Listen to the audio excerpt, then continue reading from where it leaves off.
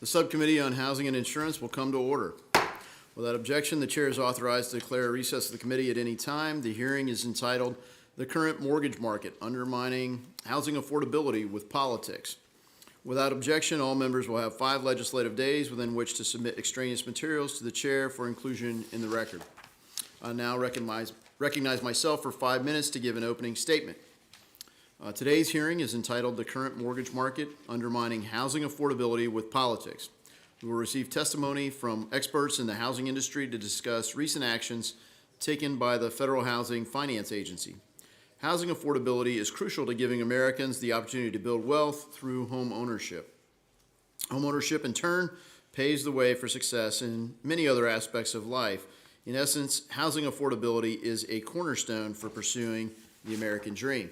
The importance of maintaining a fair and undistorted mortgage market cannot be understated. Currently, residential consumer mortgage debt accounts for approximately $12 trillion, which is spread across over 80 million mortgages. Of this $12 trillion, Fannie Mae and Freddie Mac, collectively known as the enterprises, guarantee approximately 70% of the market. The FHFA, the entity charged with supervising the enterprises and acting as their conservator, must be immune to political agendas, regardless of how much any administration pressures this agency. The FHFA therefore retains an exceptional degree of authority to impose rules that shape the entire mortgage market. It is this authority that brings us here today. In light of recent proposals to change the loan level pricing adjustments set forth by FHFA to be implemented by the enterprises. So when created in 2008, loan level price adjustments, LLPAs, were also known as guarantee fees. They were put in place to allow the enterprises to charge for the credit risk associated with mortgages that they were guaranteeing. These fees are designed to cover the risk of standing behind the mortgages and to protect the solvency of the enterprises. The recent changes to these fees that went into effect on May 1st, however, are alarming because they disproportionately increase fees for borrowers who have higher credit scores.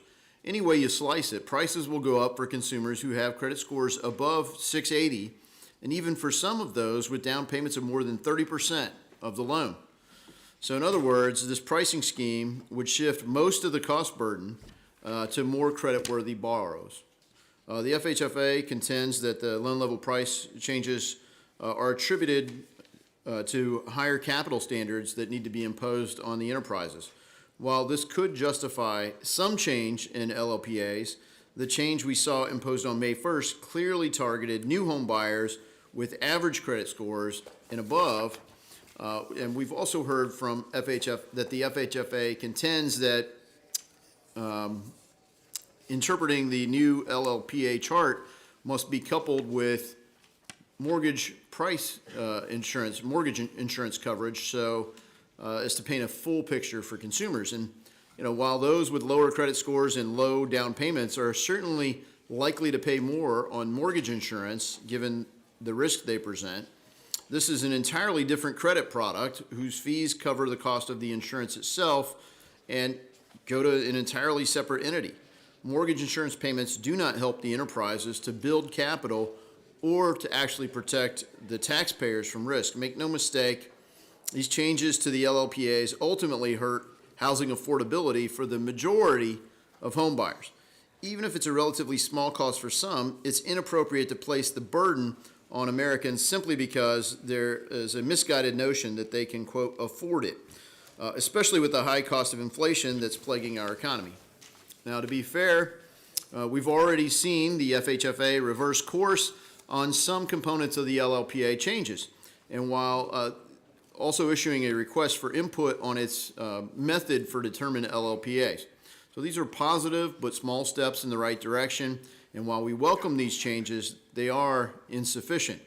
This committee will ensure that we have appropriate risk-based pricing and an efficient mortgage market. And so the witnesses here today will be critical to providing insight into how we can get that done. So I thank our witnesses for their testimony today, and I look forward to the conversation. The chair now recognizes the ranking member of the Subcommittee on Housing and Insurance, the gentleman from Missouri, Ranking Member Cleaver, for 5 minutes for an opening statement. Thank you, Mr. Chairman, and I thank you for calling the hearing. Let me first start by acknowledging that GSE pricing frameworks are not the most digestible set of information. Housing finance is complex. The complexity then leads itself to misunderstanding and sometimes to deliberate misinformation.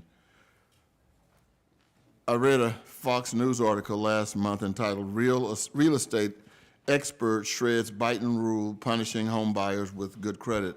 The argument was presented that pricing changes were a punishment for home buyers with good credit designed to subsidize loans to higher risk borrowers. And the expert, by the way, was a former media host. I've since seen these claims repeated in several other media outlets. The Washington Examiner, for example, called it Biden's socialist housing scheme. Reasonable minds can disagree resolutely about how to implement a complex pricing framework, and I appreciate the request for input released by Director Thompson earlier this week. But I fervently disagree with the way in which individuals have taken the liberty with the motivations of FHA or mischaracterized FHA's actions. We will get to the bottom of these claims, hopefully, during the hearing. Last year, I called on the FHFA to do a holistic review of upfront fees. The old FHFA pricing framework was extremely unfair. The GSEs were unfairly overcharging borrowers with lower down payments who had the added protection of private mortgage insurance and underchain charging others. The new pricing framework was a recalibration that was warranted given the implications of a new capital regime in 2020. The new framework is not perfect, but it is fairer. Under both frameworks, no one is rewarded for having a lower credit score or making a lower down payment. Borrowers with lower credit scores and lower down payments continue to pay more than borrowers with higher credit scores and higher down payments, despite the adjustment made. These borrowers are some of the highest credit borrowers in this country. The average credit score of a borrower in one of the GSE's flagship affordable mortgage programs is 743. Those are prime credit Americans who simply don't have a great amount of wealth. They just want a reasonable chance for their family to own a home. In urban America, in suburban America, and thousands of rural communities around this country, the average borrower with an enterprise-backed mortgage is expected to receive a minimal increase of 4 basis points or 0.5% on their interest rate with these changes. Yet the undersupply of housing has driven a nearly 300 basis point mortgage rate, and it increases by 2020. Mr. Chairman, I appreciate this opportunity for us to discuss this important issue. The country needs Congress to get past these narratives that turn Americans against each other. Thank you. Thank the ranking member. Today, we welcome the testimony of Edward J. DeMarco. Mr. DeMarco is president of the Housing Policy Council. Prior to joining HPC in June of 2017, he was a senior fellow in residence at the Milken Institute's Center for Financial Markets. From 2009 to 2014, Mr. DeMarco was acting director of the Federal Housing Finance Agency, where he served as the conservator for Fannie Mae and Freddie Mac and regulator of those companies and the federal home loan banks. Kenny Parcell. Mr. Parcell is the 2023 president of the National Association of Realtors. Kenny is a broker and owner of Equity Real Estate Utah. At the national level, Kenny served as NAR's Vice President of Government Affairs in 2018. In 2021, Realtor Magazine named him as one of its 30, under 30. Clifford Rossi. Mr. Rossi is an executive in residence and professor of the practice at the Robert H. Smith School of Business at the University of Maryland. Prior to entering academia, Mr. Rossi had nearly 25 years of experience in banking and government. His most recent position as Managing Director and Chief Risk Officer for Citigroup's Consumer Lending Group, where he was responsible for overseeing the risk of $300+ billion global portfolio of mortgage, home equity, student loans, and auto loans with 700 employees under his direction. Janika Ratliff. Ms. Ratliff is Vice President for Housing Finance Policy and leads the Housing Finance Policy Center at the Urban Institute. Ms. Ratliff came from the Urban Institute, where the Consumer Financial Protection Bureau came to the Urban Institute from the Consumer Financial Protection Bureau, where she served as an assistant director, leading its Office of Financial Education. Ms. Ratliff serves on the Consumer Affairs Advisory Council of the Mortgage Bankers Association, and she is a member of the National Community Stabilization Trust Board of Managers. So we thank you for taking time to be here. You will each be recognized for 5 minutes to give an oral presentation of your testimony. Without objection, your written statements will be made part of the record. Mr. Marco, you're now recognized for 5 minutes to give your oral remarks. Good. Thank you, Mr. Chairman. Chairman Davidson, Ranking Member Cleaver, and members of the subcommittee, thank you for the invitation to participate in today's hearing. I am here on behalf of the Housing Policy Council, a trade association comprised of the leading national mortgage lenders and servicers, mortgage, property, and title insurers, and technology and data companies. My written statement provides HPC's views on today's topic and offers HPC's perspective on the relationship between pricing, capital, safety and soundness, and expanding homeownership opportunities. The statutory purposes of Fannie Mae and Freddie Mac, combined with FHFA's statutory responsibilities, indicate that Congress expects the two companies to advance the stability and availability of mortgage credit while operating in a safe and sound manner. In other words, Fannie and Freddie have a mandate to facilitate and support the liquidity of the secondary mortgage market. Accomplishing this purpose directly enhances the availability of mortgage credit throughout the country and lowers the cost of such credit to homebuyers.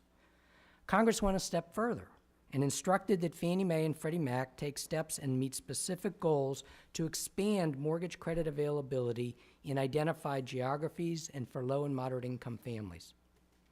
For purposes of today's discussion, I will divide FHFA's most recently announced pricing changes into two buckets.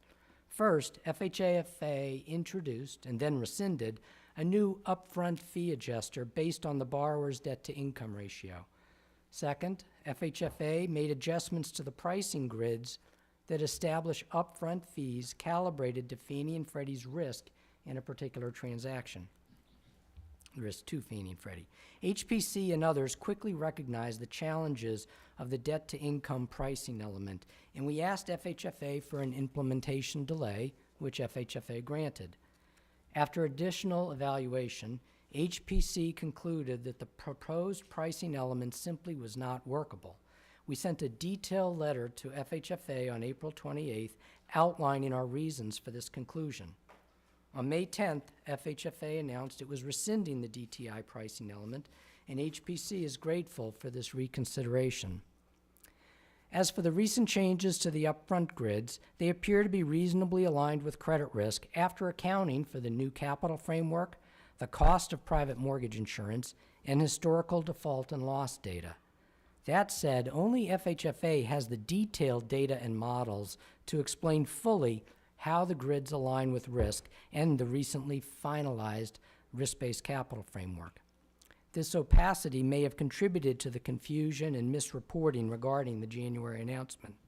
HPC and its members believe the solution is to have greater transparency regarding the pricing across risk categories relative to these capital standards. My statement elaborates on this point. I'd like to specifically address HPC's views on expanding sustainable homeownership. HPC and its members do not believe that subsidized pricing or more lenient underwriting, both of which increase risk and the cost of losses, is the way to go. Rather than ignoring risk or trying to compensate for it by charging all borrowers more, the government would better achieve sustainable expansion in homeownership with forms of assistance that lower borrower risk.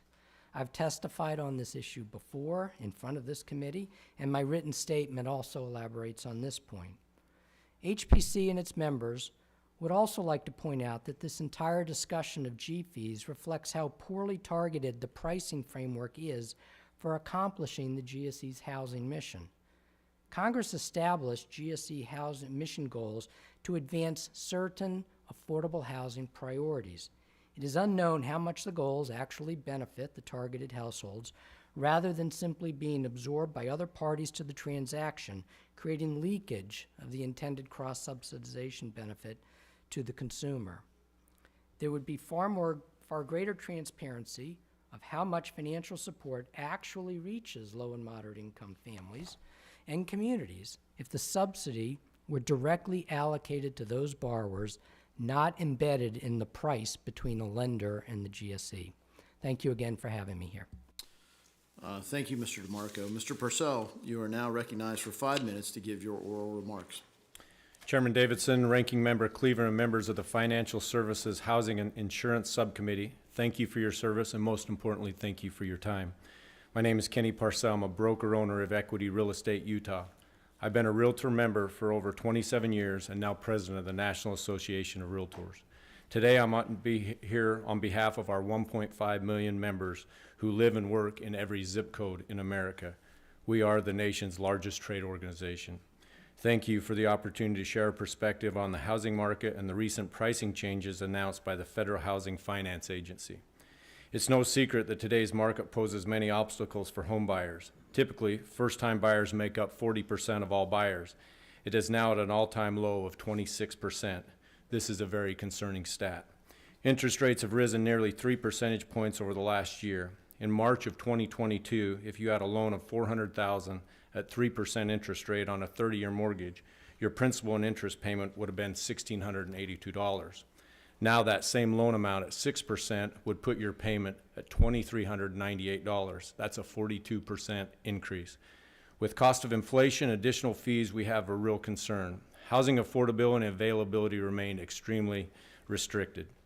Our members navigate these issues every day, which is why crucial for buyers and sellers to have a realtor on their side. I've learned the hard lesson by not using a realtor. I purchased my first home going into my sophomore year in college. I was a young student athlete, and all I wanted to be was a homeowner. I had 3 years left on my football scholarship, and I didn't want to rent. I had a dream of being a homeowner. Although it wasn't easy, when I closed on my first home, the seller removed the good white refrigerator and replaced it with the lime green one that didn't work. The kitchen cabinets were taken. The AC and garage door were removed. For the first 6 months, I lived out of a camping cooler. I would take the ice from the training room and bring it back to restock my cooler at home. It was a proud day when I eventually saved up enough money to buy a used refrigerator. I still own that home today, and it has increased in value by over $300,000. This experience led me into real estate and later NAR leadership. Our members abide by the code of ethics and consumers' best interests at heart. Realtors are committed to making the American dream accessible to more people, whether helping them navigate a difficult transaction like my family faced, or finding a solution to the supply and affordability crisis facing home buyers nationwide.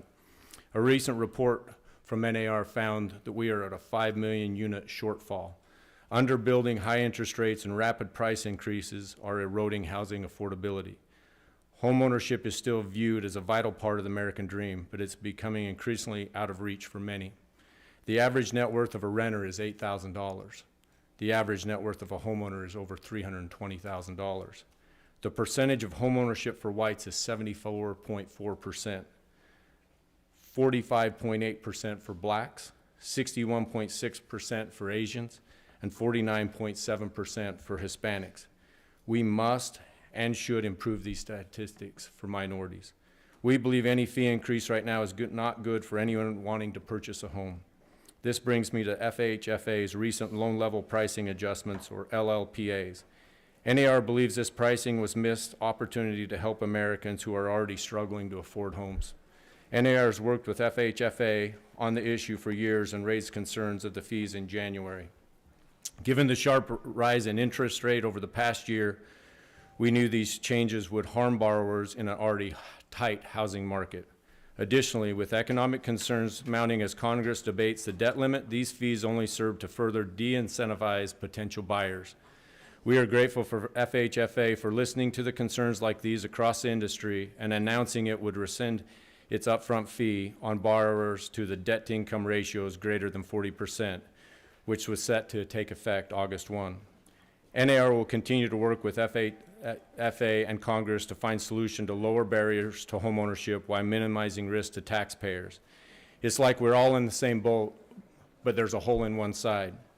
And the people on the other side yell out, "Thank God the hole's not on my side." We need everyone's help on this important issue. It will take bipartisan approach to address the housing affordability crisis in our country. Thank you for the opportunity to testify. We appreciate your time, and I look forward to your questions. Thank you. Thank you, Mr. Parcell. Dr. Rossi, you're now recognized for 5 minutes to give your oral remarks. Thank you. Chair Davidson, Ranking Member Cleaver, and members of the subcommittee, my name is Clifford Rossi, Professor of the Practice, Executive in Residence at the Robert H. Smith School of Business at the University of Maryland.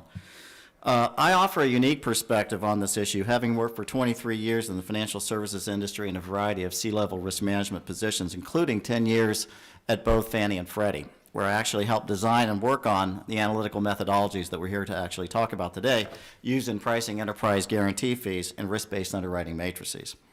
There remains much confusion over the process employed to price credit risk by the enterprises, and like much of the housing finance system, that credit pricing process is based on a legacy structure that in a perfect world would never have likely been designed the way it is today. Of critical importance to this hearing is the issue of cross-subsidies among mortgage borrowers. Changes in the LLPA grids that went into effect on May 1st sparked enormous controversy over the extent to which high credit quality borrowers are subsidizing low credit quality borrowers. I, too, in opinion pieces, raised concern over the appearance that fees on some high credit quality borrowers would rise while reducing fees on a number of low credit quality borrowers. Those are immutable facts. The current and previous LLPA grids incorporate elements of risk-based pricing, though the current grids flatten that relationship between key risk attributes and credit default. Another fact is that the cross-subsidy in credit pricing has been in place for decades by way of average guarantee fee pricing used by both enterprises. Effectively, then, what we see is a hybrid form of credit pricing that features flat or average pricing for the ongoing or guarantee fees and quasi-risk-based pricing, I don't call it actually risk-based pricing, for upfront fees or LLPAs. About the time of the financial crisis, as both GSEs came under increasing stress from accelerating credit losses, they turned to a new device to raise funds to staunch those losses, LLPAs. The LLPAs are essentially an artifact of a last-ditch effort by the GSEs to save themselves rather than as a well-thought-out credit pricing structure. The seminal question here is whether such a pricing scheme is the best structure to achieve the FHFA's objectives cited earlier. So in designing an optimal mortgage credit pricing structure for the enterprises, I have a set of criteria that are essential in guiding that. And these principles are as follows. 1, any credit pricing structure must achieve the FHFA's goal of ensuring the safety and soundness of the enterprises. I think we'd all agree about that. Credit pricing must be transparent and straightforward to understand. Credit pricing must be empirically based, reflecting a through-the-cycle view of loan performance, taking key risk attributes into account. Credit pricing should be operationally tractable and designed to minimize implementation burden for the enterprises and mortgage originators. And finally, credit pricing must seek to reduce and or eliminate perverse incentives that may pose risk to borrowers or the GSEs. So how do the current LLPAs actually comport with these criteria? Well, use of the Enterprise Regulatory Capital Framework, or ERCF, along with the modeling approach for generating guarantee fees, aligns generally with the first and third criteria. But the introduction of LLPAs violates the second, fourth, and fifth. So while on the surface, it can be argued that the LLPAs are transparent by virtue of pricing by risk attribute, the exact mechanics are murkier, thus setting the stage for second-guessing the new LLPA grids and the need for a new approach. So I actually propose eliminating the current FICO LTV LLPA grids altogether and updating the guarantee fees consistent with achieving a target rate of return taking into account the ERCF, that is the regulatory capital requirements.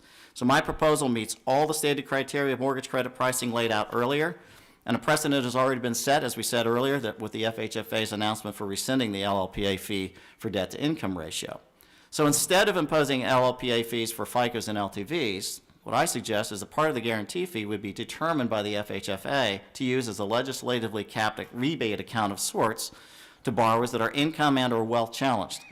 There's ample precedent for these kind of guarantee fee on tops for various reasons, such as the FHFA's requirement over the years to add 10 basis points to guarantee fees to provide additional coverage for credit exposure, and let's not forget the 10 basis points adjustment for TCCA. The proposal decouples safety and soundness objectives from affordable housing and credit pricing, and that's important. We need to decouple credit pricing from these other policy objectives. And thus it provides transparency in credit pricing, reduces operational burden, reduces risk to borrowers and the enterprises, and supports the goal of affordable housing. Thank you very much. Thank you, Mr. Rossi. Ms. Ratcliffe, you are now recognized for 5 minutes to give your oral remarks. Thank you, Chair Davidson, Ranking Member Cleaver, and members of the subcommittee. Thank you for the opportunity to testify today. I would like to start by mentioning that what I present today is based on my own views and should not be attributed to the Urban Institute, its trustees, or funders. I've been invited to discuss pricing decisions with regard to the loan level price adjustments. This complex topic has generated concern and confusion. I hope that analysis by me and Urban Institute colleagues will help make things clearer. In my written testimony, I provide additional context around LLPAs first introduced in 2008. First, I want to emphasize that the recent adjustments to the LLPAs do not in any way compromise the safety and soundness of the GSEs. All enterprise loans today are underwritten according to strict risk criteria and present low risk by historical standards. Indeed, even those falling in the lower right quadrant of the pricing grid with down payments less than 20% and credit score between 620 and 680 have low projected losses. We estimate less than 1%. Moreover, these made up less than 3% of Fannie Mae's 30-year fixed-rate purchase single-family owner-occupied mortgages in 2022, so a relatively small share. Secondly, rather than thinking about these adjustments as new cross-subsidies, they should be viewed in light of a series of changes made by the director to better align pricing with the capital requirements established by the prior director under the Enterprise Regulatory Capital Framework, the ERCF. The GSEs exist to support sustainable and affordable homeownership across communities and across cycles. GSE pricing is primarily structured so that they can meet their capital requirements and their overall target return on capital. They can set different profit margins for different types of loans, which is a standard business practice, in order to maintain safety and soundness, serve their public mission, and meet their overall return target. For example, they charge the same fees for loans in all states, even though some states have higher default rates than others and are thus less profitable. They also have different margins on some products based on competitive pressures. Within the current pricing structure, it's helpful to recognize 3 categories the GSEs do price differentially. First, mission remote loans like second homes, investment properties, $1 million loans, and cash-out refinances, which are seen as less appropriate for deep public support and less central to the basic homeownership mission. For these loans, they charge as much as they can while still providing enough benefit to retain that business. These higher returns offset lower return targets on a second category, mission loans, which include mortgages to people with lower incomes in rural markets, manufactured homes, and a few other categories. For this category, the aim is to price as low a margin as possible while still meeting profit targets, a practice that inherently makes these loans less risky. Then we come to the third category, the bulk of the loans. These are purchase and rate term refinances for all other owner-occupied homes, which are priced to hit capital requirements and target return on equity. The May 1 adjustments apply to the core loans. The May 1 pricing adjustment is the last in a series of steps taken over the past year, each to address different objectives. This has led to some confusion because these steps are being conflated, leading some to conclude that these changes are supporting mission business at the expense of the core business, but that is not correct. The May 1 changes result in a flatter grid across the core business. They give more credit where it is due for private mortgage insurance, and they split up some of the prior groups into smaller groups. The May 1 additions are relatively small, adding at most $40 per month to the median mortgage, and this adjustment applies to less than 1.5% of the core borrowers. Groups within the grid are all still priced to cover losses and make a profit. Finally, in the core business, which is the vast majority of their lending, those who pose more risk pay more, in some cases a lot more, than borrowers who pose less. Borrowers with low down payments or high LTV, which stands for loan to value, have to buy private mortgage insurance. Private mortgage insurance reduces losses to the GSEs and also raises costs for borrowers with LTV over 80%, who were likely overcharged in the prior grid, especially those with lower credit scores. With the May 1 changes on a $300,000 mortgage, a borrower with a credit score of 660 and 5% down will still pay around $500 more per month. $500, I just want to emphasize that, in LLPAs and PMI than a borrower with a credit score of 700 and 25% down payment. Ultimately, the May 1 changes have little to nothing to do with cross-subsidy. They better align the core business LLPAs with the capital requirements and losses, and they address previous overcharges among high LTV borrowers by accounting for mortgage insurance. Thank you, and I look forward to your questions. Thank you, Ms. Ratcliffe. We'll now turn to member questions, and the chair now recognizes himself for 5 minutes for questions. Regarding FHFA's LLPA changes instituted on May 1st, the pricing changes announced, both the LLPA and the DTI, did not sit well with many. A bit of an understatement. But second, the process, such as there was one, that FHFA used to convey these changes through a couple of press releases was neither formal nor inclusive.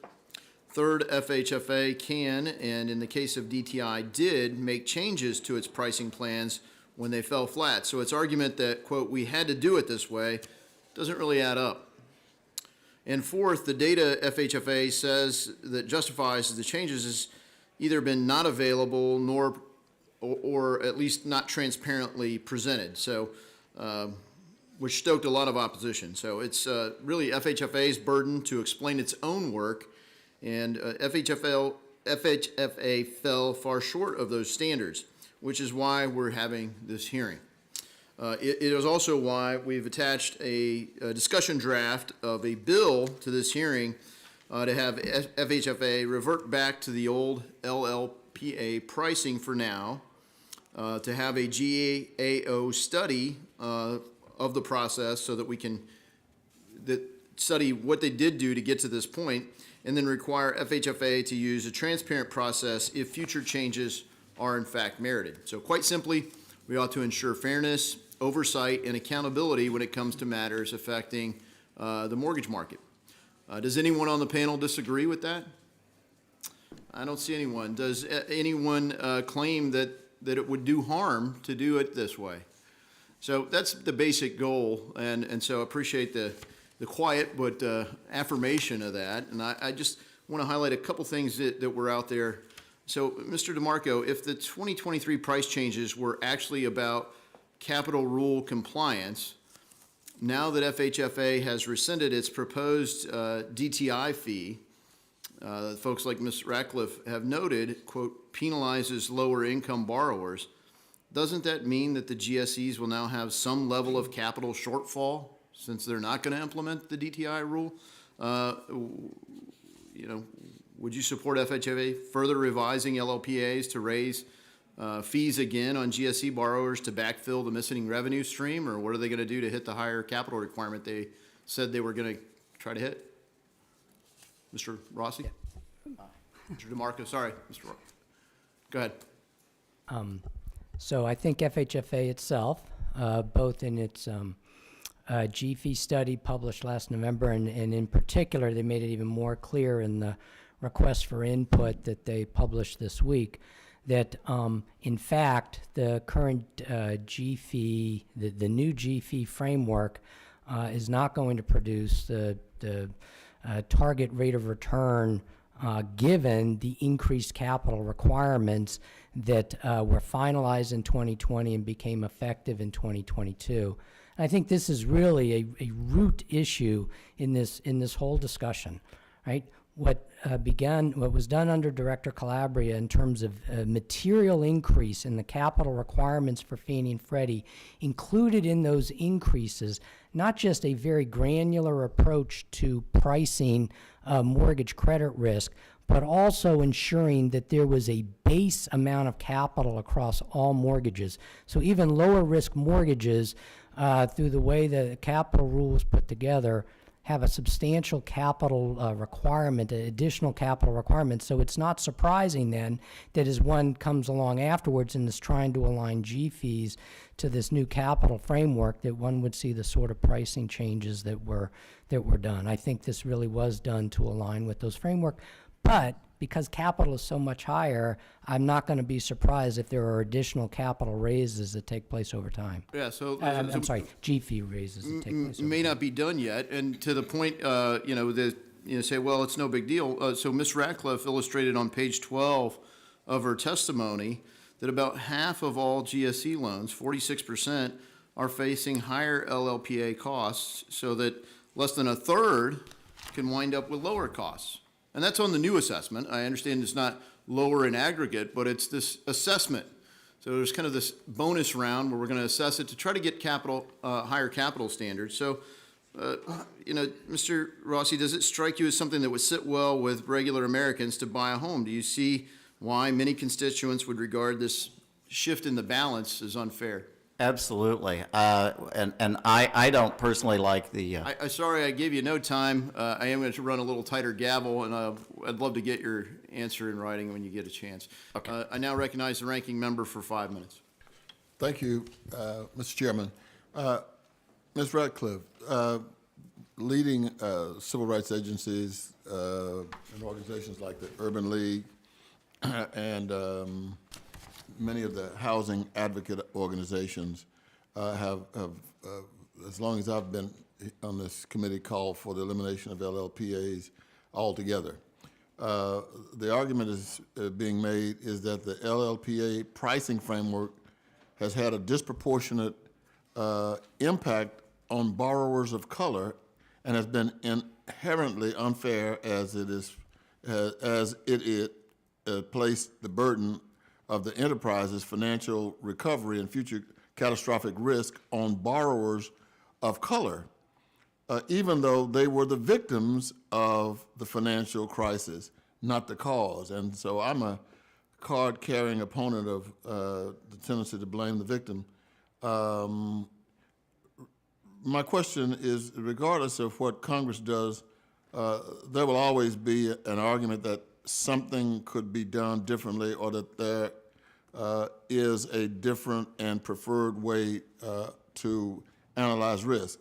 Should the FHFA do away with LLPAs altogether, as suggested by some organizations, or do you see the value of perfecting the current framework, which has been worked on over the course of several FHFA directors? Thank you for the question. I agree that LLPAs and the private mortgage insurance costs will tend to fall heavier on borrowers with low down payments and those who haven't had the chance to build as robust credit history. And I just want to remind everybody that all GSE's loans today represent fully underwritten loans with ability to repay. So these are not bad credit borrowers in any means. But in any case, borrowers of color are less likely to have savings and especially less intergenerational wealth than white borrowers, so they're more likely to need high LTV loans and thus pay higher LLPAs and pay for private mortgage insurance.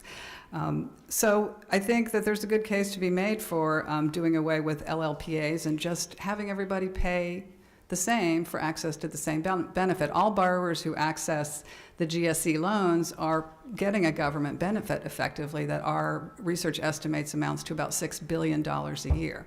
So it's not really a tax so much as it's just a question of how do we give people access to this benefit. There's been an argument here today for doing away with LLPAs, and I agree with that. I just want to say it is complex because right now, because of the higher LLPAs on the mission remote loans, the second homes, vacation homes, investor properties, cash out refis, and high balance loans, those are actually creating the potential to be able to reduce the LLPAs while still making the loans profitable for some of the more real mission-oriented loans. So there's a baby in the bathwater of the LLPAs as well. But other than those cross subsidies, I would agree with Dr. Rossi on doing away with the LLPAs. Mr. DeMarco, I'm interested in your response to that question. Yeah.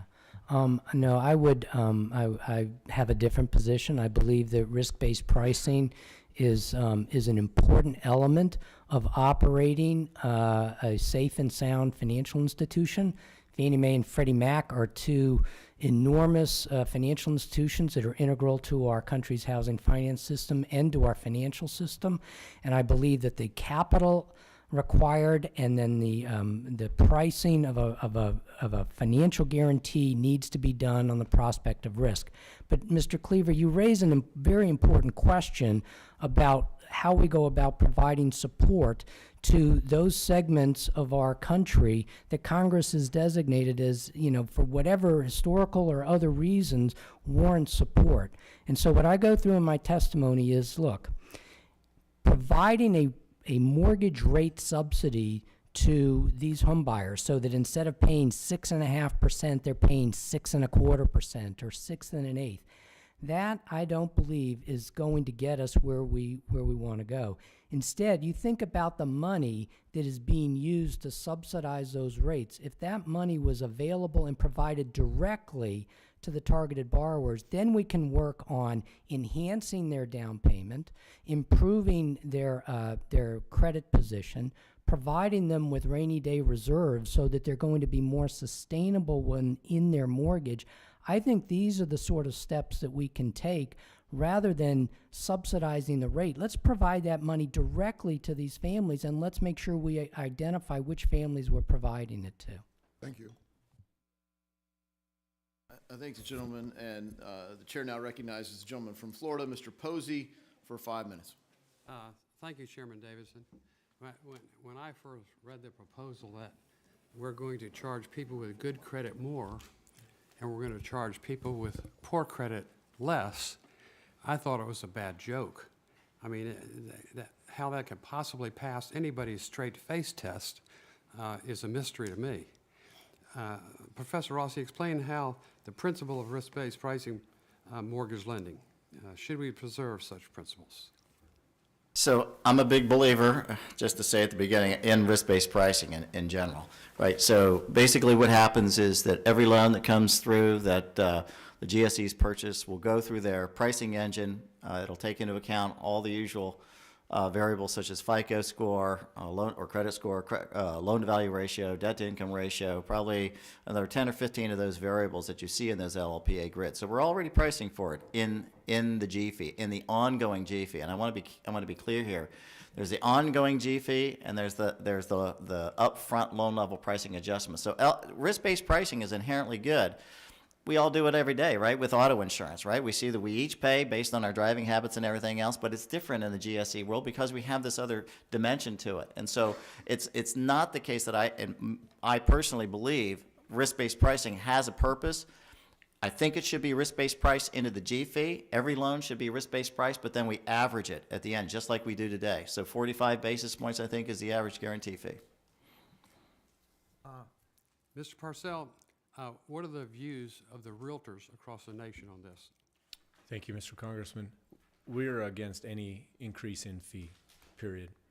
You know, and a lot of people have, in your written testimonies, you've offered some solutions, but it would seem to me it's so simple. I mean, inflation, do we all agree that inflation drives the price up? Do we all agree inflation makes it harder for low-income people to purchase homes? Do we agree that inflation makes it harder for them just to pay their bills every month, much less qualify for a home loan? All heads show unanimous on that. So, you know, why the administration won't do something to fix that? The administration's raising rates to try and stop the inflation that it called because it's trying to kill the fossil fuel industry. Nothing in this room does not have a fossil industry component to it. I mean, the federal government is causing these problems and then asking people to come in and help solve it when the federal government could solve the problem really relatively quickly. Housing shortage for everyone to have a home is nothing new. I mean, that's been around since the beginning, and we've tried to do everything possible, I think, the government, to make that, as some consider the American dream, possible for every family. We know it helps generations. Every generation is better off until possibly this one than the generation before because ownership of the rock has expanded, and we really want to do that. But it really seems that we're trying to solve a problem that could easily have been solved, that could easily be solved with almost a snap of a finger We could bring prices down. We could bring affordability down. Anybody want to dispute that on this panel? No, Congressman, more houses would certainly help. Mr. Congressman, a few things that could help immediately is the capital gains exemption for your primary residence. That was a law that was passed in 1997. It was $250 if you're filing separate, $500 if you're joint. There's people that are in their homes that would like to downsize, but they do not want to take the capital gains hit. So things have changed since 1997, so you all could help with that. There's also several commercial office space that's not being utilized with COVID. There's people not coming, that we could use some of that commercial space for conversion to home ownership. So those are things that we would all welcome your help with for sure. Thank you. Anybody else? I have one. I would say if we eliminated the 10 basis points on the on top on guarantee fees today for payroll tax, that'd go a long way too. Thank you. Mr. Chairman, my time's about to expire. I yield back. Thank you. Thank you, Mr. Posey. The gentlewoman from Texas, Ms. Garcia, is now recognized for 5 minutes. Thank you, Mr. Chair, and thank you to all the witnesses for being here today. I would like to begin by expressing my concern that this is the first hearing that we have had, in fact, on housing in this subcommittee, the Housing Insurance Subcommittee of this Congress. Our nation is facing a housing crisis, and this committee did constant work on this issue under the leadership of then Chairwoman Waters. Now, however, the Republicans' majority has chosen to ignore this very important housing issue and focus on one political and highly technical issue. In fact, as I've been listening to some of your testimony, I think even I may have gotten a little confused there for 1 minute. So my first question is about this issue that Republicans have decided to focus on and why it can actually be an effective tool. Ms. Ratcliffe, according to the National Fair Housing Alliance and National Consumer Law Center, credit scores beacon a history of discrimination. Today's median FICO score is 742, which is much higher than individuals' credit scores throughout the nation, particularly in the South. Borrowers in my home state of Texas and states like Georgia, Mississippi, Louisiana, Arkansas, and Oklahoma had average credit scores less than 700 in 2020. Do you believe that FHA's recent pricing changes will help first-time home buyers in these states access home ownership through conventional loans? Thank you for your question, and I do want to clarify that LLPAs went down for borrowers with many borrowers with lower credit scores and many borrowers with higher loan to value compared to where they were in the previous grid. When you say many, it's not all. So Certainly, it's not all of them. Many would be how many? Less than half, 1/3, 20%? Good, I can work out the numbers while we're sitting here, but not right off the top of my head. But I'm just emphasizing that when people say people are paying more, it's not that higher credit score borrowers are paying more than lower credit score borrowers. It is that higher credit score borrowers are going to pay a little more than they paid before May 1 if they had gotten their mortgage before 1, and lower credit score borrowers would be paying less than they did before May 1, but they are still paying substantially more than borrowers with high credit scores. So I just want to clarify that. For sure, because of the weight of the fees and the slight reduction for people with lower credit scores, this should be more helpful in areas where more borrowers have lower credit scores. Again, to emphasize, all GSE loans are carefully underwritten. These are good quality borrowers, all of whom are expected to be successful in home ownership. So you think it would help first time? Marginally, yes, it certainly Okay. would. Well, I tend to agree with you, and I believe that supporting first-time home ownership is not only essential, but in fact the responsibility of this subcommittee and all of us to encourage. I would like to use this opportunity to use the expertise of these witnesses to focus on other issues that have been ignored by the Republicans.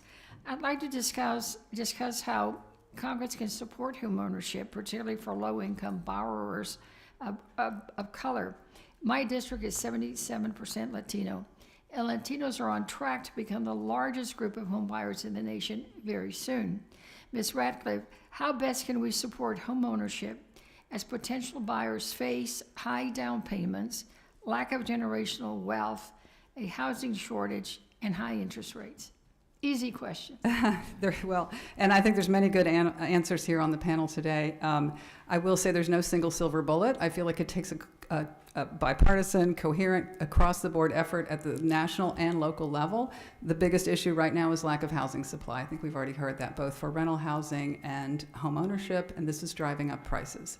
So it's really important to focus on supply. There's many ways in which the federal government can find ways to subsidize the building of affordable housing, both for rental and home ownership. I won't go through the whole list. I just want to say that at the same time that we're looking at the supply side, we also need to be sure to empower the borrowers, the homeowners of the future, the generations of the future to become homeowners, and that can be done through things like down payment assistance, perhaps interest rate, buy-down subsidies, things like that to support first-time home buyers, as well as to help certain types of housing supply, like better loan options for manufactured housing, for purchase rehab lending, perhaps for condominiums as well. So across the board, these solutions could work together.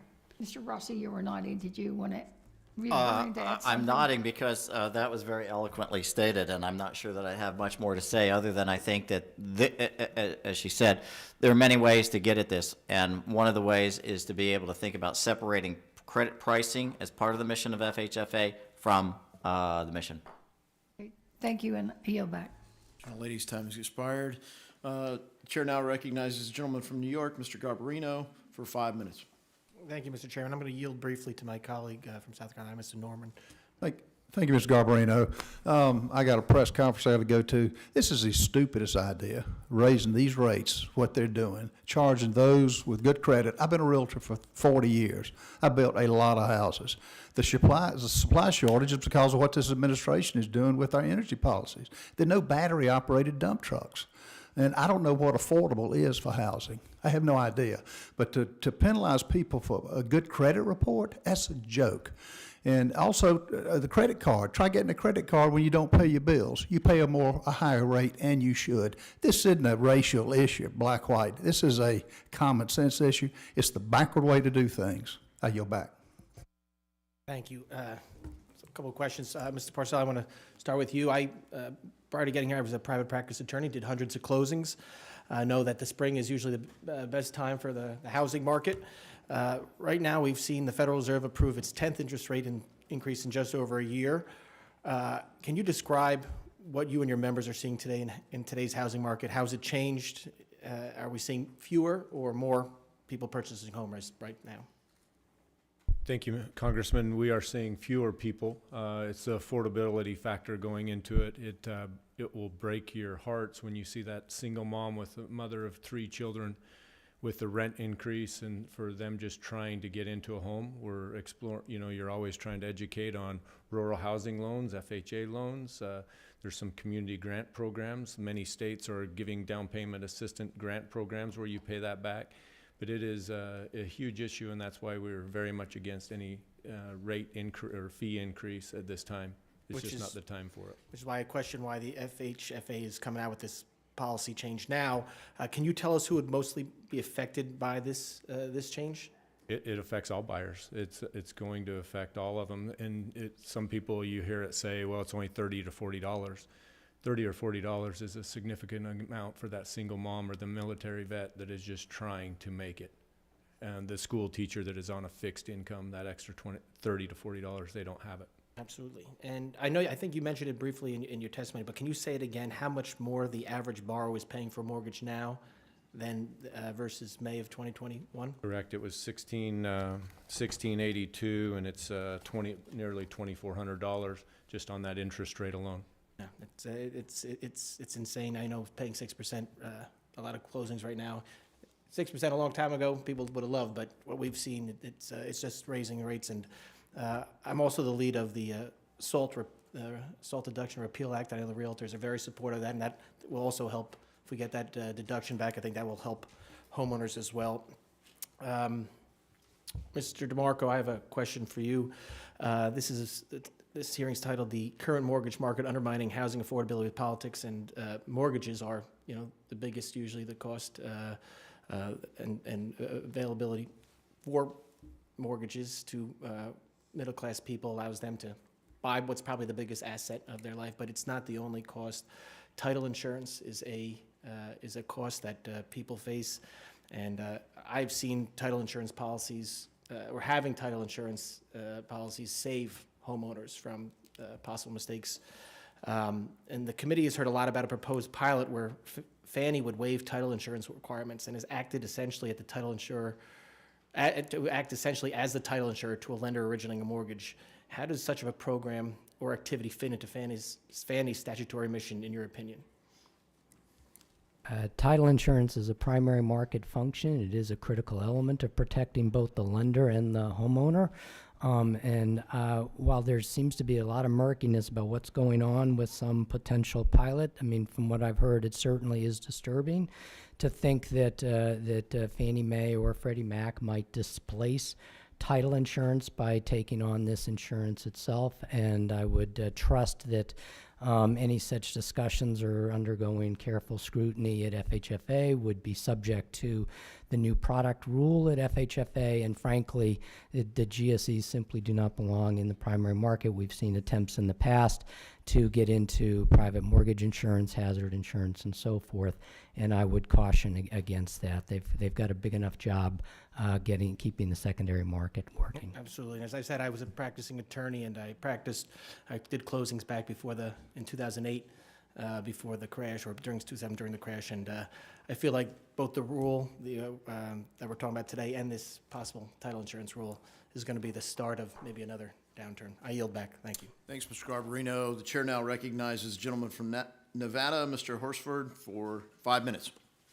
I thank the chairman and the ranking member for the hearing, and I want to thank our witnesses for your insight.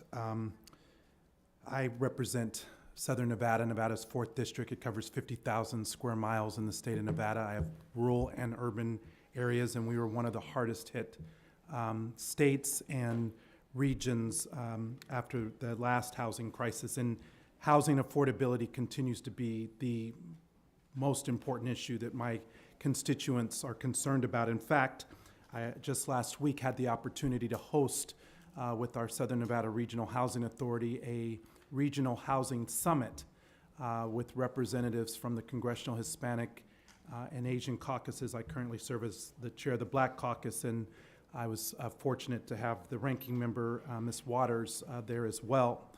I just find it interesting that the framing of this with some of my colleagues is somehow people with good credit or overrepresenting and subsidizing in some way the impact to low credit score. First of all, the credit score is a joke. We need to reform the credit rating system because it's biased and it is inherently flawed in its methodology. It's not transparent, and I know under the leadership of the ranking member this was a priority, and I hope that under this Congress it can be as well. Now, the underlying issue with this LLPA notwithstanding, it is a factor, but it's not the only factor, as I heard several of you say. I did want to ask Ms. Ratcliffe if you could expand more on the historically underserved communities who are fighting to keep a roof over their head. And I agree with you that the May 1st statement, the LLPA adjustments are modest in nature and better align the balance of policy and market requirements that GSEs must consider. In your testimony, you note that while the number of significant variations is small, the recent pricing changes will result in some borrowers facing higher LLPAs and others will pay less. So can you elaborate further on which borrowers are in which buckets, please? That's a great question, thank you. And again, I want to emphasize some will pay higher LLPAs than they would have paid before May 1, and some will pay lower than they would have paid before May 1, but the traditional relationship between higher credit score and lower credit score borrowers in the grid still remains. So I'll just give you some examples. These are some numbers from page 4 of my written testimony, but I have 3 loans I picked fairly randomly off the grid, but consider a borrower with a 700 credit score, which is towards the high end of the credit score distribution in the grid, and a 75% LTV or 25% down. They would have paid before May 1, they would have paid an LLPA that would have converted to a monthly payment of $50. And after the changes, that's going to go down to $44. That's on top of a mortgage payment on this is on a $300,000 loan of about $1,877 to begin with. So the mortgage payment's $1,877, the LLPA used to be $50, it will be $44. Now I'll take another borrower who has a 720 credit score, even a little better, but has an 80% LTV, so they're putting a little bit less down, 20%. They used to pay $38 per month on that same loan. Now they'll be paying $63 if they close their loan after May 1. So that's a little less than a $30 increase a month. Finally, we'll look at a borrower who has a credit score of 630 and just 5% down. So that's pretty far into the lower right-hand quadrant of the grid. On top of the $1,800 mortgage payment, they used to pay $175 a month in LLPAs, and that's going to go down to $88 a month. So still higher than anybody else's, but they're seeing the biggest decrease.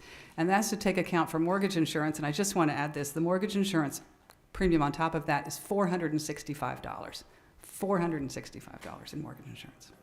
Thank you. So I do think we need to look at this comprehensively. I wanted Mr. Parcell to note that I noted that the realtors were pleased with the adjustment that was made on the LLPA's upfront fee on borrowers with debt-to-income ratios greater than 40% that was slated to go into effect August 1st, and I just wanted to give you an opportunity to elaborate on that. Thank you, Congressman. Why that is so important, if you can put yourself in a mortgage broker's situation. The loan process comes in, they send it to underwriting, the buyers waive their earnest money because it's going through the underwriting process. That underwriter may flag that buyer and say, look, we don't like the overtime, we don't like the bonus structure, you no longer qualify, now it puts you over that 40%, and then that buyer is in a real pickle, and the mortgage broker can't honor that interest rate. Thank you. I thank the gentleman. The gentlewoman from Texas, Mrs. Dela Cruz, is now recognized for 5 minutes. Thank you, Chairman Davidson, for holding this hearing today. I appreciate all of our witnesses for being with us. My district is a unique community down in deep South Texas. My district is over 80% Hispanic, and I am really concerned about any increases, whether we say the increase is smaller than someone with a lower credit score or not. The point is that there are increases to housing. My question is for Mr. Parcell. In a district like mine that is over 80% Hispanic, how would an increase, no matter how quote unquote small it is, how would it affect a Hispanic community such as mine? Thank you, Congresswoman. It goes back to when I purchased my first home. $30 to $40 would have devastated me and kept me out of that opportunity, and that's exactly what's going to happen in your district. It's going to push people to where they just can't qualify or put it too tight as it is. It's a skinny margin with the cost of fuel, cost of inflation, cost of food. Kids are more expensive. It is going to harm your people. And so when I think about housing is so important for the community around its economy. You're not only talking about the sale of the house, but a broker who gets a fee or makes money, plus the city, plus going to the grocery store, things like that. So someone not purchasing a home in a community, like a rural community such as mine, it actually affects the overall economy of a city. Would you say that's correct? 100%. They're buying local stuff at the hardware store. They're buying stuff at the convenience store. Their grass clippings. They're mowing lawns. They're doing stuff which brings more property tax, which means bring more value to your city and county.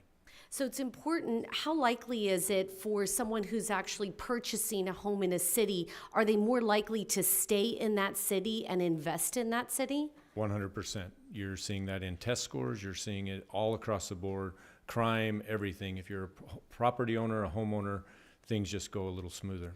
So it sounds like to me that if you put a barrier such as an increase of even a quote unquote small increase on a potential homeowner, that really this is a layered effect, not only for the homeowner, but for the economy of the city. Is that correct? Yes, Congressman, 100%. The best way to build wealth is through real estate, but it's also the best way to build back into the community is through real estate. Thank you. With that, I yield back. Gentlelady yields. The chairman now recognizes the ranking member of the full committee, gentlewoman from California, Ms. Waters, for 5 minutes.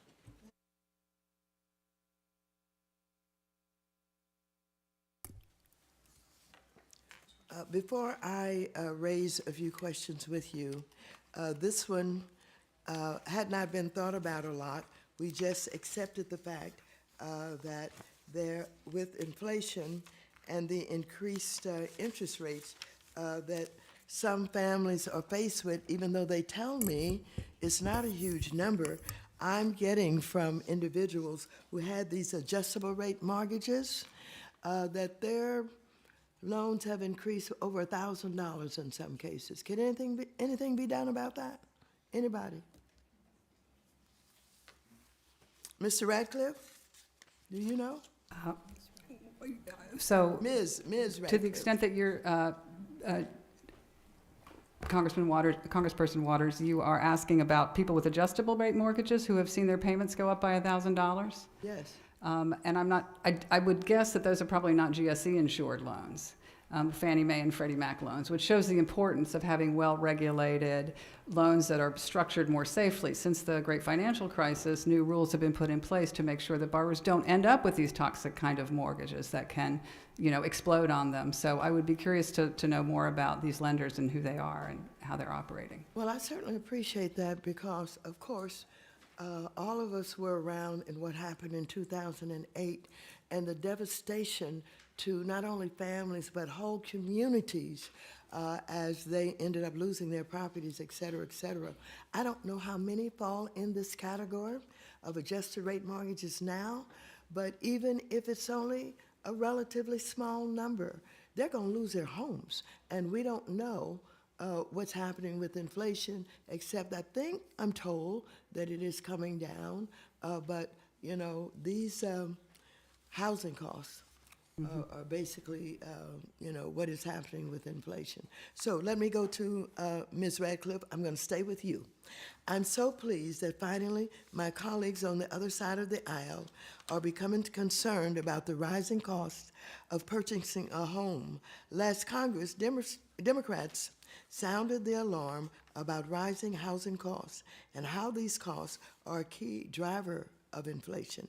And that is why I and my colleagues, committee Democrats, fought to secure substantial new housing investments in the Build Back Better Act. You're familiar with that, right? Ma'am. We had $150 billion in that act. Yes, ma'am. And in that act, we had money not only for Section 8 and for public housing, but for the development of affordable housing through the old act that we put together in order to increase units that were so desperately needed, and money for homelessness, et cetera, et cetera. And I'm still, feeling very bad about what happened and the support that we did not get. We did not get any support from the opposite side of the aisle. And that Build Back Better Act, which would have created 1.4 million homes and in turn reduce housing prices and inflation. Unfortunately, not a single Republican again voted in favor of it. But now I think, and I'm hearing and I'm learning that wealthy homeowners with vacation homes who were paying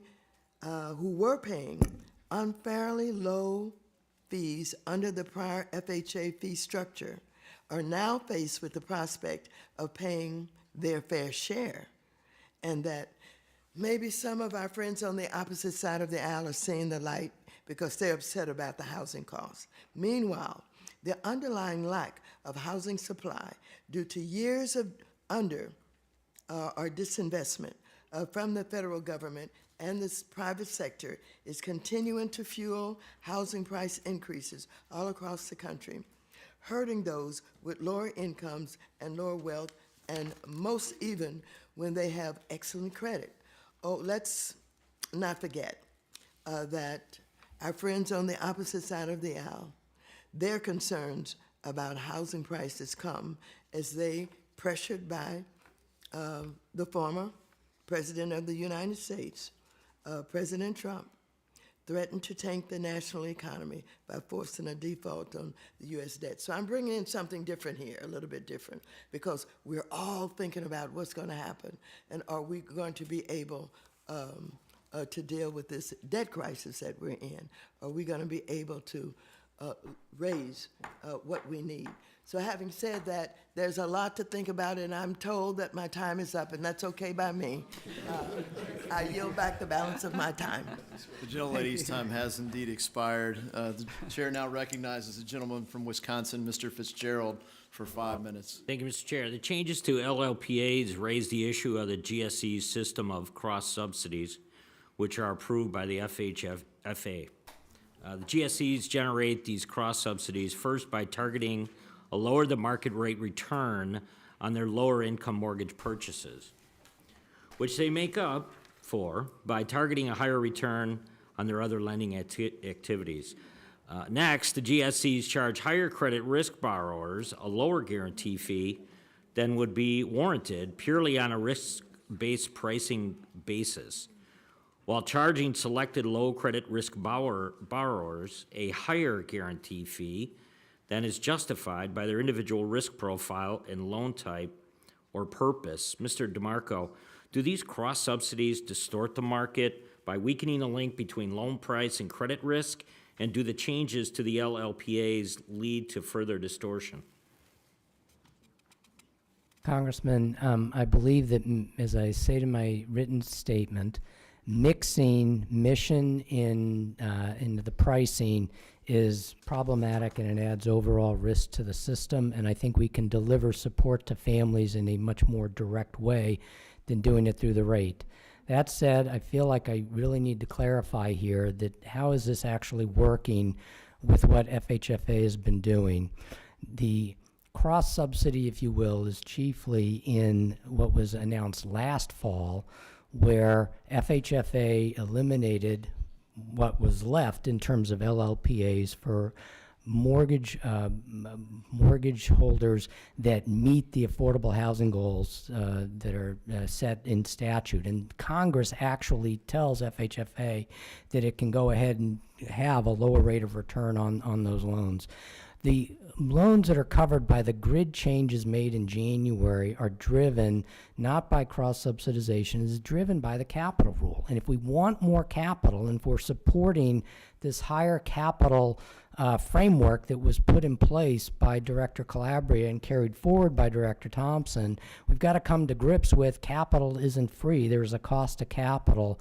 And I think what's going on in the grid change announcements that were made in January is focused not on cross-subsidization, is focused on making sure across the grid that we're earning a rate of return sufficient for the capital that has to be raised. And that's not just for now in conservatorship, it's preparing for a date in which these companies might be private and there's actual private capital there, because that private capital is going to want to earn an appropriate rate of return. So you raise an important question, and it gets complicated because it's different parts of the books of business that we're talking about, and I hope that my answer helped divide those up properly. No, that's good. I mean, the cross subsidies are based on the borrower's credit quality, right? They're affordable.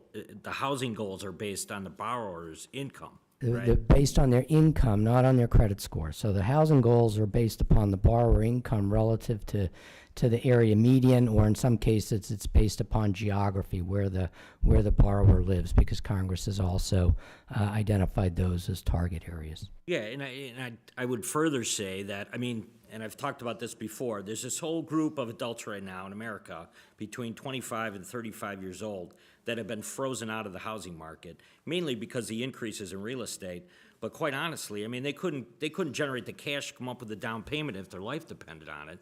So, I mean, that's really what we're fighting through here, is we cannot allow, it's not a generation obviously, but it's 10 years, in which this group of adults are never going to have the opportunity to own a home and build wealth. That's our biggest issue. Yeah, I think you've raised absolutely right. I mean, in some ways, this is, we are now paying the cost of having suppressed mortgage rates for so long, because it did contribute directly to to driving up house prices. We made the cost of mortgage credit so low, and those that were able to get in got in, and those that are coming online now as young families, it's much harder for them because now they got the double whammy of house prices have gone up, and now mortgage rates are much higher. So in situations where low-risk borrowers face higher rates under the new fee structure, could a larger than expected subset of loans be originated away from the GSEs and open the door for more private market players?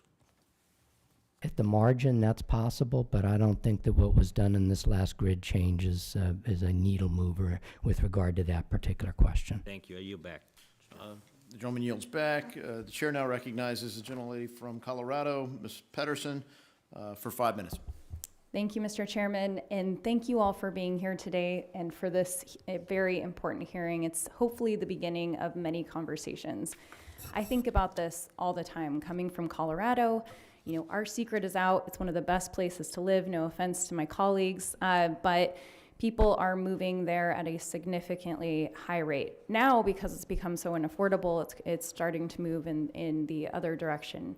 But especially places in the 7th District in the rural communities. We saw through the pandemic people moving when they could work remotely, and we saw some of these houses increase threefold in just a couple of years and people being pushed out of their communities. This is something that hits every aspect of the challenges that places across Colorado are facing when it comes to hiring workforce for our small businesses, being able to keep our public servants in our community, to be able to hire our firefighters, our teachers. So this is why I asked to be on financial services. This is something that I plan to work with all of you on and everyone here on this committee to address accessibility and affordability. The thing that I oftentimes think about is really the housing crisis. We still haven't actually come out of that. We're still seeing some of the effects. We know that home builders were wiped out during that time. It took us back in our ability to actually increase capacity to build houses. We have a housing supply issue. And one of the number one barriers that we're facing is not just our ability to produce and build this, and I can't not talk about immigration reform and our failed policies there and actually filling the gaps. But it's also the rising costs with local permitting. I had the opportunity to visit a business in my district called Fading West, and their goal is to, mass production of houses like we do, approach it in a way that we do with cars, have assembly lines in a warehouse, be able to turn them out and make them unique to the communities that are buying them.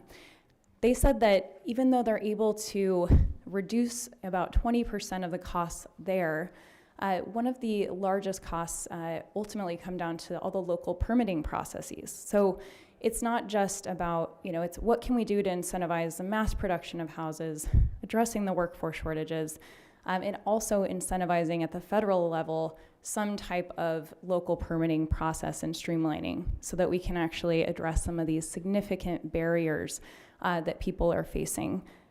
First, I know I covered a lot there. Last thing that I'll talk about, you all mentioned mortgage insurance, and we've talked a little bit about this, and something that I found out as a homeowner, because I was lucky enough to get in right before the financial collapse. It's the only reason that I had any wealth as a public servant. But it was, I was paying for years mortgage insurance that I actually didn't have to pay. It doesn't automatically come off. You have to be educated enough to know your equity in your house, and you have to advocate for yourself. It seems like a really simple thing if we had that automatically come off to reduce costs as soon as you hit your 20% equity. Would like your opinion there, and also would like to hear your ideas around what we do around workforce shortage, how we address our immigration reform, immigration opportunities here in this country, as well as our local permitting process. Go ahead, Yannicka. Oh, I did want to jump in and say that mortgage insurance should now automatically cancel at 78% LTV. Great. So, Yes, I was going to say the same. When did that go into effect? It's been there for a long time, I believe. That's great. But Congresswoman, I think the point there My bill is idea is gone. Well, no, but I think, I mean, this is where homeowner knowledge can be helpful, because it automatically comes off based upon the amortization of the mortgage. But if the homeowner knows that their house price has been appreciating in their community, they can get it appraised and use that evidence to have the mortgage insurance removed sooner. And so this is about, it's important to have educated home buyers, and that's going to make home buyers more sustainable and smarter about the financial decisions they make. And again, I just want to emphasize that because of the new pricing grid, many borrowers will actually see a decrease in their LLPAs, and a lot of that is attributable to the fact that in the previous grid, they were being overpriced because they were not being given enough credit for the capital and the losses that the private mortgage insurance protects the GSEs and the taxpayers from incurring. Right, and then what I always talk about is our workforce shortage here in the United States, our inability to address the visas that we need for people who want to work here legally and a pathway to do so, and how that affects home builders as well. Can you all talk about the significant need in that area? Would ask witnesses to respond if inclined in writing. The gentleman from New York, Mr. Lawler, is now recognized for 5 minutes. Thank you, Chairman. I listened with great intent to the ranking member's comments, and yes, she's correct.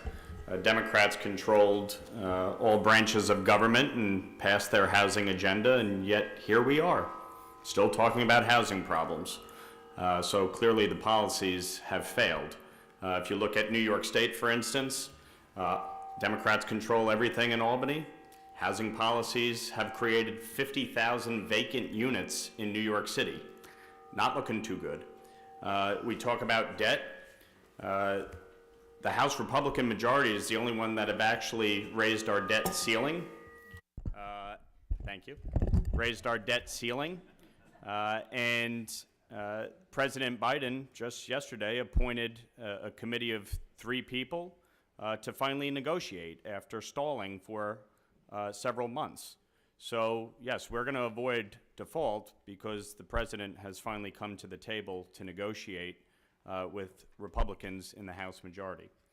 While I am glad to see that the FHFA has canceled their impending fees based on debt-to-income ratio, I find it frankly absurd that the administration has chosen to saddle homeowners with good credit with potentially thousands of dollars of additional costs on mortgage fees in order to subsidize borrowers with riskier loans.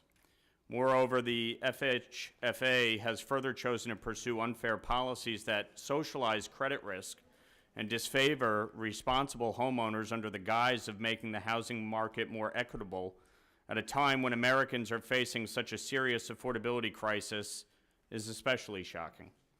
One key and frustrating aspect of the FHFA's botched rollout of these changes has been the complete lack of transparency in the decision-making process. Mr. DeMarco, given your previous tenure as director of FHFA, can you speak about the process through which these changes were implemented? What stakeholders were interacted with? And do you believe the recently announced RFI is an important step forward for the public and Congress to provide commentary on changes to the GSE pricing framework? So, Congressman, I can't speak to what process FHFA followed in making these changes.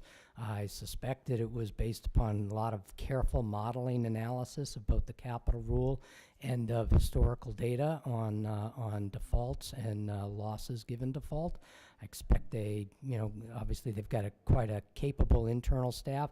I don't know what they did in terms of their communication with the GSEs or anyone else. I will say FHFA had been communicating and signaling that these changes were coming.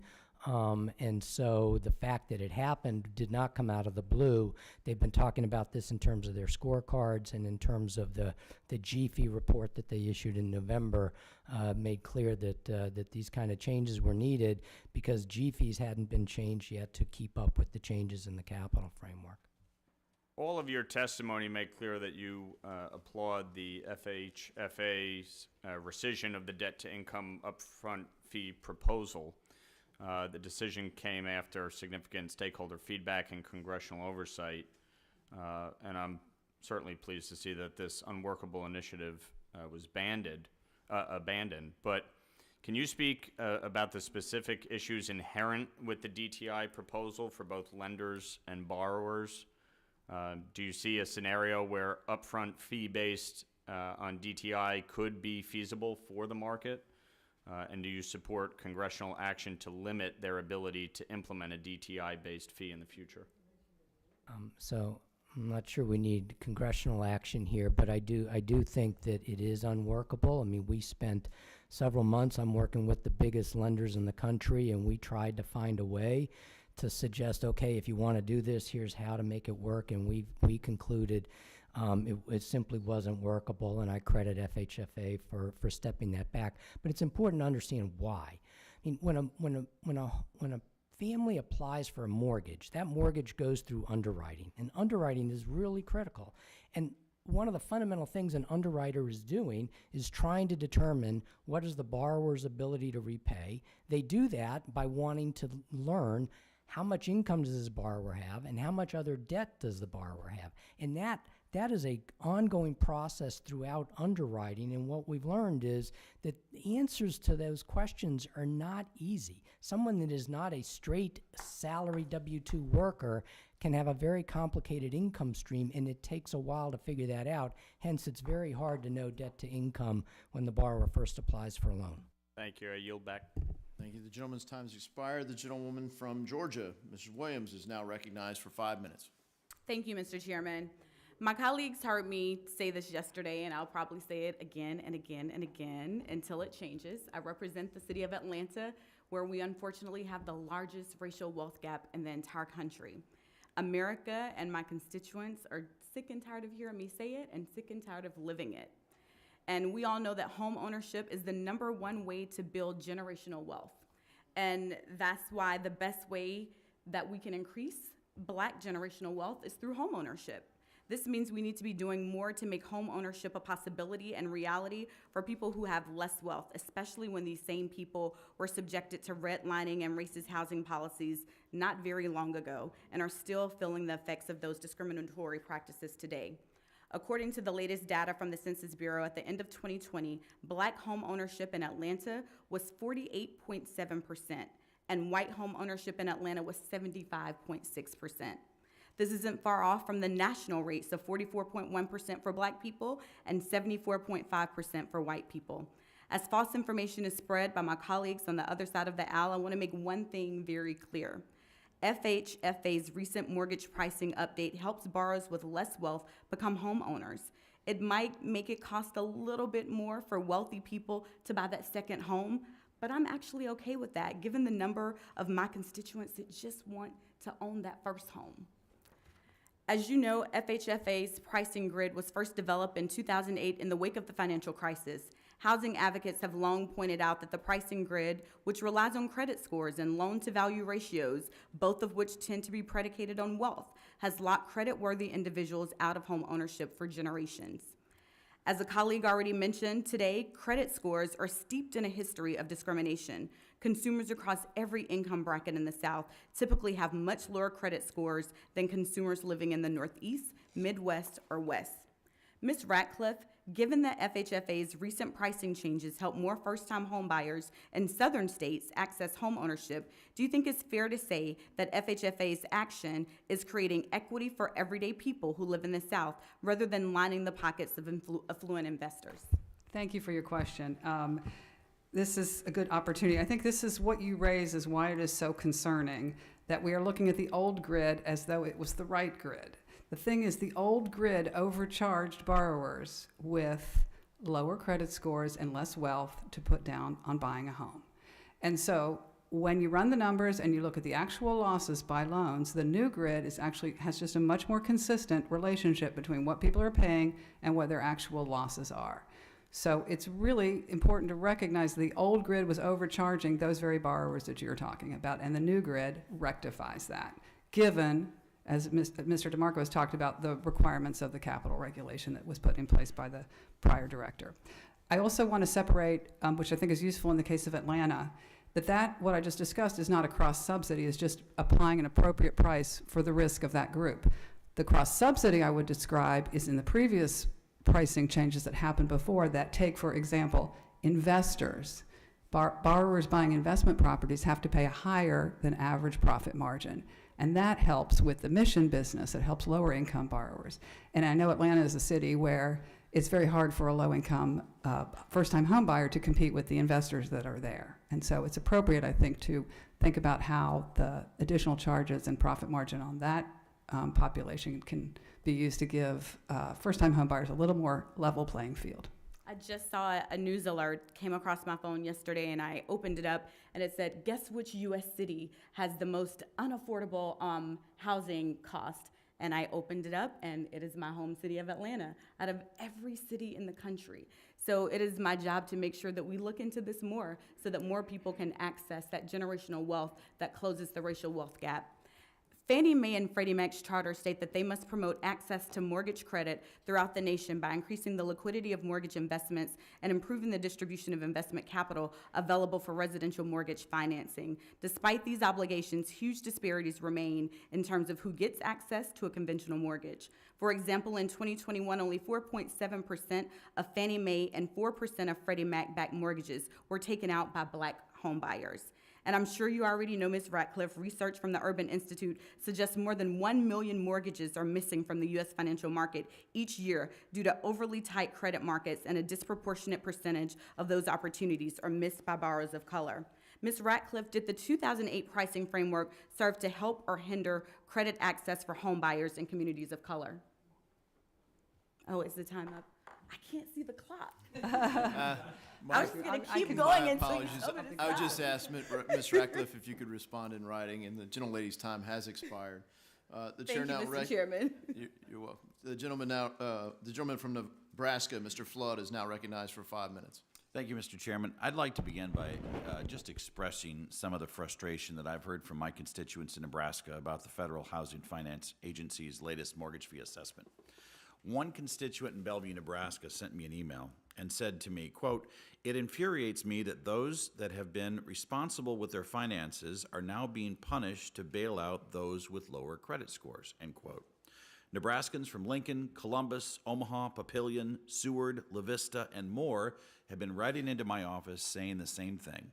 They're absolutely appalled by this change. It is effectively a backdoor tax on the American people.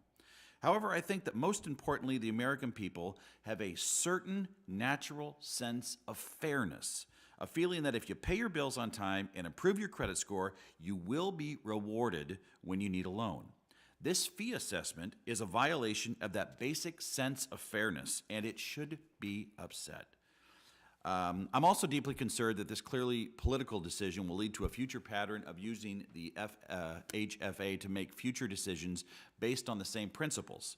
If we're abandoning the premise that loan level price adjustment fees should be based upon a loan risk, what's to stop the FHFA from taking things further? Could they use Fannie and Freddie to try and push their favorite social policies or punish individuals they feel are unworthy of well-priced mortgages? Once you open this Pandora's box, I fear what will come next. The FHFA's decision can now be used as a precedent going forward for whatever ill-conceived idea a future director of the agency comes up with. Dr. Rossi, do you have any concerns that this change in LLPA will set a precedent for further politically motivated interventions for fees for mortgages? I'll first start by saying I completely agree with your constituent there. First of all, and it goes back to the fact that I've said before that we have to separate these missions that the GSEs have from each other. And I think we've heard Mr. DeMarco say the same thing. Several have been saying the same thing today, which is we have to separate those from each other because it creates and it invites this kind of discussion. And I don't think it has to happen that way. We can actually meet safety and soundness for both GSEs while at the same time doing everything we can to be fair to our fellow citizens. And I think that comes from being able to take a closer look at how we kind of, I would say, jettison the LLPAs altogether, replace it, build it back into a risk-based fashion within the ongoing G fee. And if you want to do something outside of that in terms of affordable housing, make it clear, make it transparent to the American public what you're doing. Do you have any concern that further changes, Dr. Rossi, to weaken the integrity of the credit pricing could expose the GSEs to greater credit risk? I mean, you alluded to that, but Yeah, so there's always that possibility, and again, it comes back to again, Mr. DeMarco talked about this in terms of the enterprise capital framework. We're taking a much closer look at the GSEs in terms of their risk-based pricing than ever before, particularly around these stress events.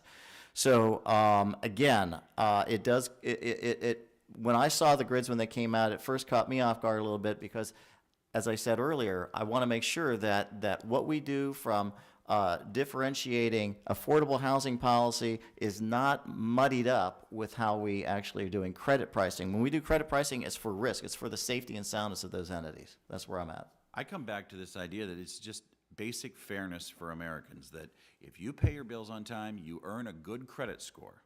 And there are many folks in this country that have done that. They should be rewarded for the risk that they pose, for the lower amount of risk that they pose to the borrower, or the financial institution. I would say this pricing change is a flat-out disaster. I look forward to working with my colleagues, including Chairman Davidson, to push legislation that will rescind these changes. The people of Nebraska, along with people across the country that believe in basic fairness, are depending on us to serve as a check on the Biden administration on this matter specifically. I thank you all for your testimony. I yield back. The gentleman yields. The gentlewoman from Michigan, Ms. Tlaib, is now recognized for 5 minutes. Thank you, Mr. Chair. Thank you all so much for being here. Michigan, especially in Wayne County, really didn't recover fully from the last recession. You're all nodding your heads. You probably saw, some of the things that we've seen is obviously private equity firms coming in and just swallowing up, not only from mortgage foreclosures, tax foreclosures.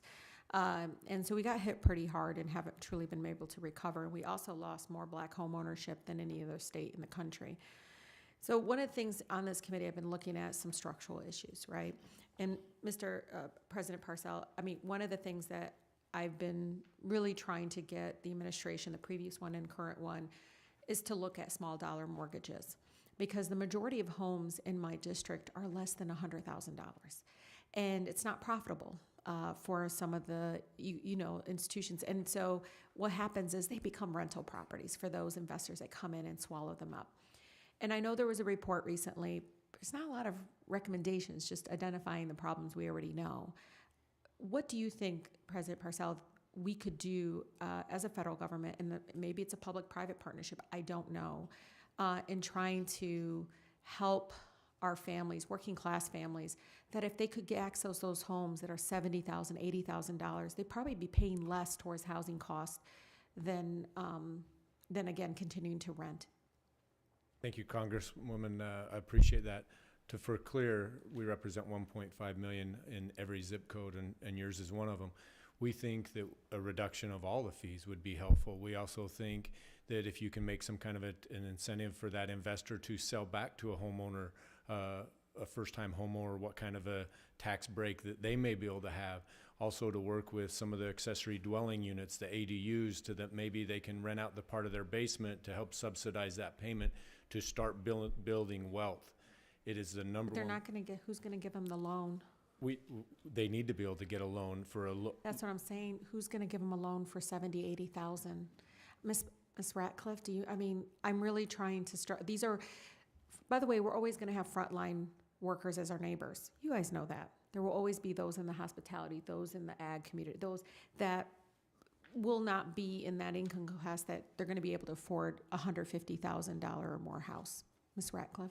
Yeah, I think the fundamental challenge we have there is that the cost to make a new mortgage are the same no matter how big the mortgage is. And so when it comes down to limited resources and loan officers making decisions about where they're going to spend their time, it's very hard for them for economically to work. But would it be incentives to say, hey, if it's this amount of money, then we should be FHA recently had a request for information on low balance mortgages, and some of the recommendations are in fact to subsidize that, and I think I would also add another tool that might be useful in a case like this is better financing for purchase rehab, because a lot of the homes today are older. Investors have an advantage because they can come right in with deep pockets and fix them up, and the buyer can only borrow based on the as-is value and can't get credit for the, so we know this whole story. Ms. Ratcliffe, you're right on. I think it's really important to know that some of those homes are never move-in ready, especially at that cost. they do need rehab. Dr. Rossi, did you have something to say? No, I was nodding my head vehemently in favor of what she said about FHA. I think that's a good response. So the other important thing that I've been working on is our credit scoring system. It is broken. Do you all agree that it needs some sort of overhaul? Let me tell you why. For instance, medical debt is treated the same way. I know some are not actually looking at medical debt now, I understand, but it really does hold back some of my folks because something they did at 18 is on their credit report for 7 years. I have a bill that reduced it to 4 years, which I think is a great bipartisan bill. Economists say 4 years is a better indicator anyways than 7 years. Can any of you talk about that? Well, medical is being adjusted in mortgage underwriting, but the credit score issue, Congresswoman, is a serious one, and we've been spending this whole hearing talking about FHFA, so here's another place where FHFA is playing, you know, a significant role, right? I mean, they've come out with a new framework in which we're going to update the credit score model that's used. There's going to be 2 different credit score models used. But the thing I would caution about that holds the potential for, you know, improved accuracy and so forth. But that is a very hard thing to implement, given that credit scores appear in so many different models and uses in housing. So having a timeline to get this done right is going to be really important to it being implemented I had so many other successfully. questions for you, but I ran out of time. Thank you, though. I appreciate it.